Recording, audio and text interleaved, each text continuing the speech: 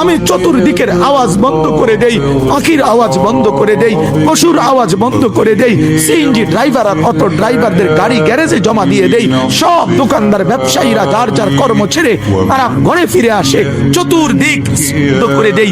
আল্লাহ বলেন তুমি ঘুমাবা বলে, তুমি ঘুমাবা বলে, তুমি ঘুমাবা বলে তোমার জন্য আমি দু চোখে ঘুম পাড়িয়ে দেই। তোমারে আমি মাথা ব্যথা দেই নাই, তোমারে আমি জ্বর দেই নাই, সর্দি দেই নাই। আজকের রাত এই জ্বর সর্দি থেকে মুক্ত রাখছি, তো আমি আল্লাহ তোমাকে ঘুম পাড়াবো বলে। তোমার মা অসুস্থ, বাবা অসুস্থ, ছেলে অসুস্থ, স্ত্রী অসুস্থ, যদি এমন বিপদের খবর হইতো তাইলে তুমি ঘুমাইতে পারতা না। যদি তোমার পায়ে ব্যথা হইতো, আমি 2 মাস বহু রাতকে রাত আরামসে ঘুমাইতে পারি নাই, আমার পা ভেঙে গেছিল, আমি রাতকে রাত অঝরে কাঁদতাম, আল্লাহ তুমি আমার শিফা করে দাও, সুস্থ করে দাও। তাহলে আমার বন্ধু আল্লাহ বলে বান্দা তুমি ঘুমাবার জন্য আমি রাত বানালাম, আওয়াজ স্তব্ধ করলাম, দু চোখে ঘুম পাড়িয়ে দিলাম। তুমি দেখো না বান্দা, চতুর্দিকে খাট পাওয়া যায় বাজারে, আলম পাওয়া যায়, লেফ পাওয়া যায়, তোষক পাওয়া যায়, সব তো বাজারে পাওয়া যায়, কিন্তু 2 চোখের ঘুম তো বাজারে পাওয়া যায় না।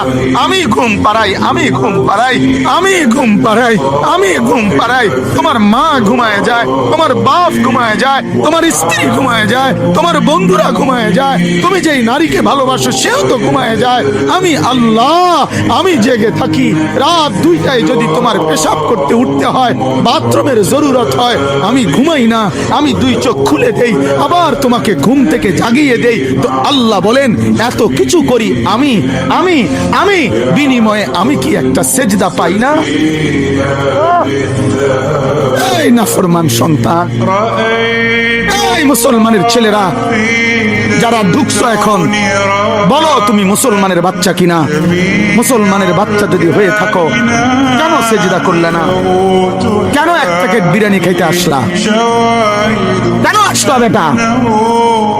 লজ্জা লাগলো না বেটা? এই বেটারা কেন ঢুকলি বেটা? নির্লজ্জরা ঢুকলি কেন?